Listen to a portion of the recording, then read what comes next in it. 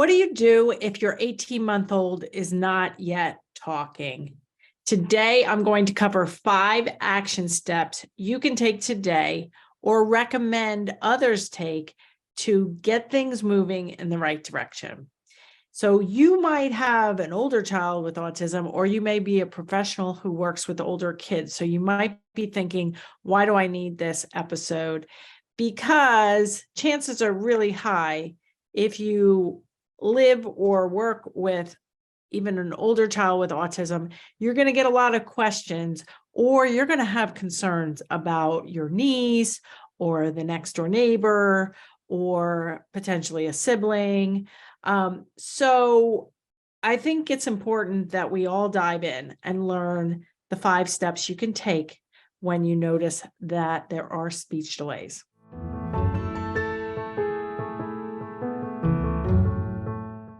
Okay, let's hop right into the subject. So, as you may or may not know, children about the age of 1 should start to develop some expressive language. So, saying mama to their actual mom, or dada, or baba for bottle. These aren't necessarily whole, real words, but they definitely should be beginning to start to use some functional communication skills. So that should start to happen around 1, definitely by 15 months. And we're talking today specifically about 18-month-olds. And by 18 months, they should be adding a few other words in addition to mama, dada, baba, those sorts of things. So what do you do if your child, clients, or neighbors are not developing, spoken language? What do you do? So my most popular video blog by far, hands down, is it speech delay or autism? And you can look for that. Down below, we'll link that. You can watch that video blog, but basically there are some ways to tell, but in the end, it doesn't matter, because all the strategies that I'm going to present today should work regardless if a child has an autism diagnosis, if they're just speech delayed, or even if they're typically developing, maybe they're preemies and just behind because of that. So as a parent of a son with autism who's now in his late 20s, he was a toddler with a speech delay. But his language was different. I didn't recognize it. And he went on to get diagnosed with moderate to severe autism one day before he turned 3. I really believe through my progress over the last 25 years, becoming a board certified behavior analyst, online course creator, podcaster, best-selling author, I truly believe that if I had the information I have now, his trajectory and Lucas's life would be much different. So I am really on a mission to get this information out there to help parents and early intervention professionals start turning things around, patching up language as much as possible, teaching kids to imitate, teaching kids self-care skills, reducing problem behaviors. So that's not a big factor in, the situation, which often is. So we're going to cover 5 things you can do today, regardless if the toddler is your own or if the toddler is just a toddler you're concerned about. So the first thing you can do is don't panic or stick your head in the sand or overinflate your child's abilities. So I did all 3. I actually didn't really panic. What I did was I said to my husband when he first mentioned the possibility of autism when Lucas was 21 months of age, I told him he didn't have autism and I never, ever wanted to hear the word autism again. And then I went into a very deep denial. So I stuck my head in the sand, and the other big mistake that I made was I overinflated his language. See, back then in the late 1990s, Lucas always had some words.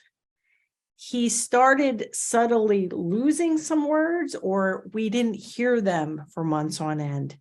And so when the doctor said he should have 25 words, I was really stretching the situation. I was counting E-I-E-I-O as 5 words. I was counting this little script Lucas used to say, which was delayed echolalia, which I had no idea what that was, but he used to say, please do not feed the ducks quack, quack. And even though quack, quack was on the end, and it's the same word, I still counted that as 8 new words. So that's what I mean by overinflating your child's ability. So you want to really, don't panic, don't stick your head in the sand. The next 4 action steps are going to lead you not to determine if your child has autism, just to determine if they are delayed, how far they are delayed, and to look at other things besides expressive language to help you help your child. Okay, so we covered action step number 1. Action step number 2. You want to check what a typically developing child should do milestone-wise. So the CDC, the Centers for Disease Control, has an Act Early website. They didn't have this website back when Lucas started showing signs, but now they do, and it's a great reference. They have milestones at 4 months old, 6 months old, definitely 1 year, 15 months, 18 months, 2 years, 3 years, 4 years. So I looked, specifically, we're going to be talking about 18-month-olds now. So I looked just a little while ago, and there's on the left-hand bottom corner of the 18-month, there is a printable download from the CDC. We will also put this in the show notes. You'll be able to get the show notes, anything I talk about, marybarbera.com/238. So a typically developing 18-month-old, really important that you look at pointing with their index finger. Lack of pointing with your index finger by 18 months of age is definitely a concern. We want them to point with their index finger, not with their whole hand. And they should be pointing a lot, not just once a month.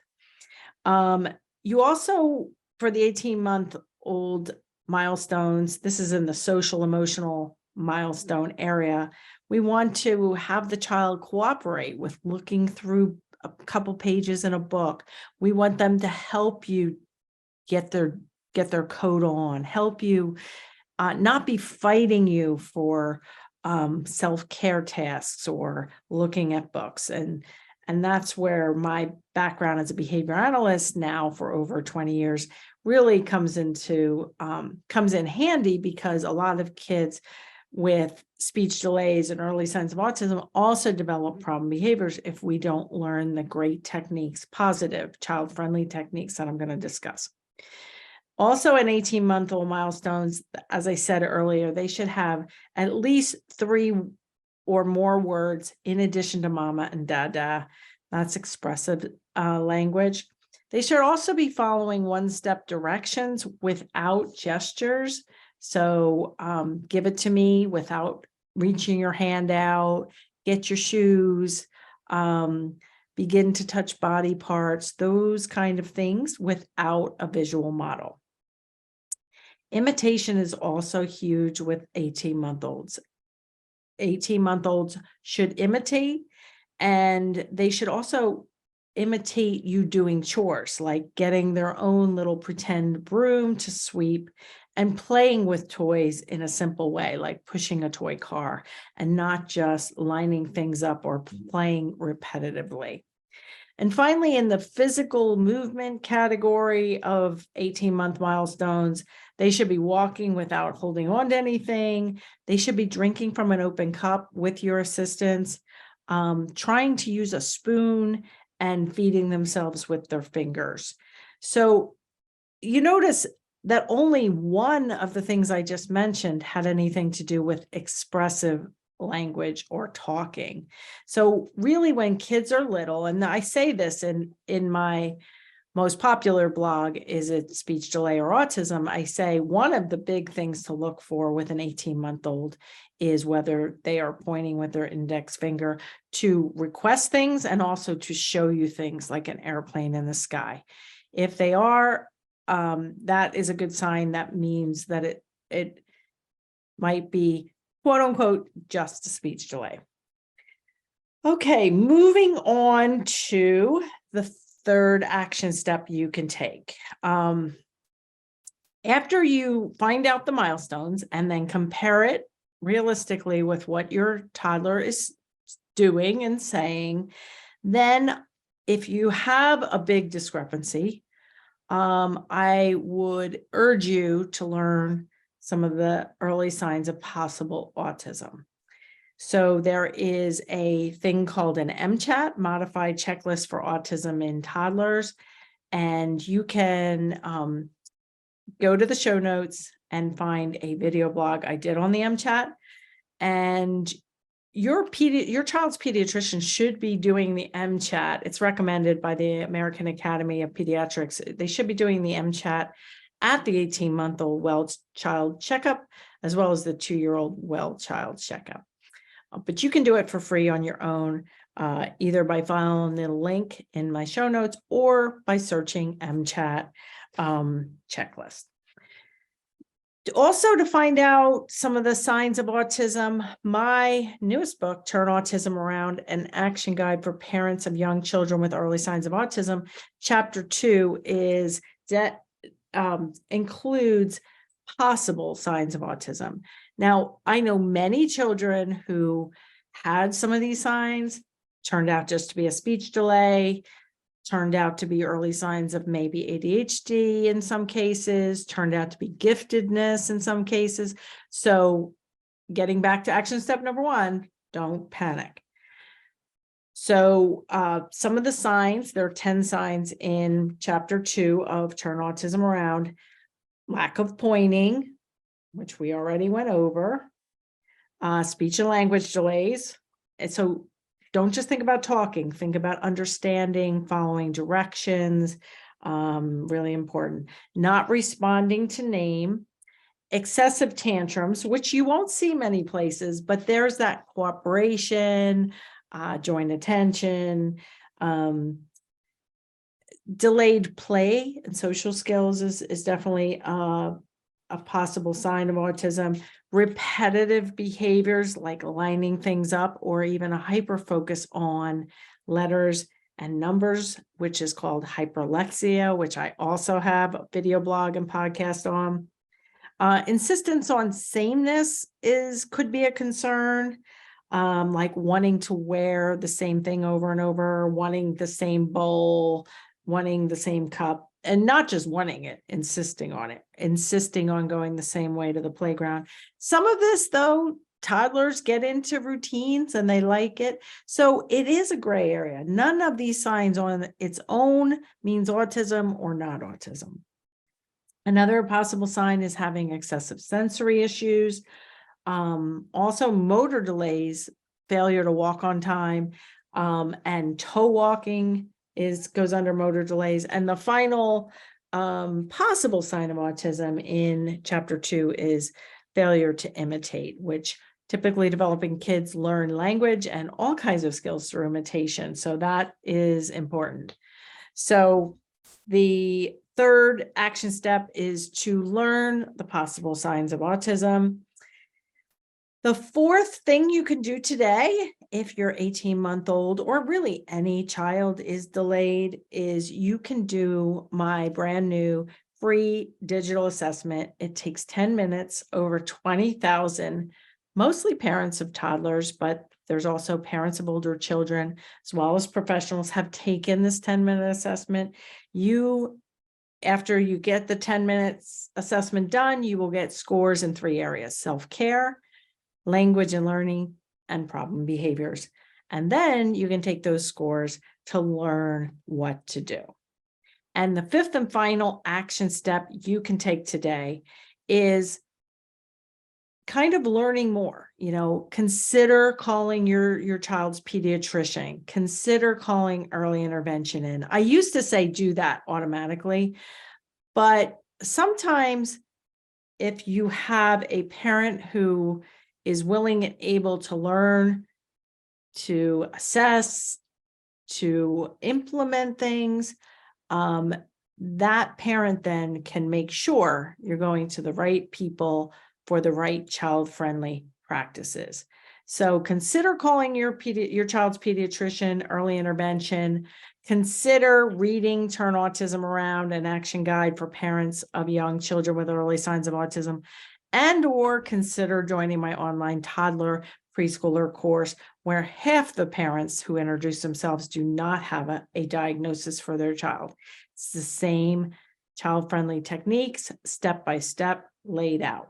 So you can find information about that by going to the show notes at marybarbera.com/238. So just in summary, I've been in the autism world for over 25 years now. First, as a very overwhelmed and confused parent of a speech-delayed son, and then as a professional in the field. And I truly believe that if I had the information that I have now, Lucas's life and my life would be very different if I had this information way back. So my mission is to change the way autism is detected and treated around the world and help kids, even with just speech delays or sensory processing issues, do better by implementing child-friendly ways for them to increase talking, increase self-care, like eating, sleeping, potty training, and decrease tantrums all at the same time in a step-by-step way. So if you are a gung-ho parent or grandparent or caregiver or early intervention professional and you want to help an 18-month-old with delays and possible signs of autism with or without a diagnosis, I would urge you to take actions. Take those 5 action steps today and let me know in the comments or do a review and let me know if anything is resonating with you here. Also share this video, share this audio with anyone who could benefit, because there's so many people out there that definitely could benefit. So hopefully that was helpful. I will see you back here next time, same place. Have a good one.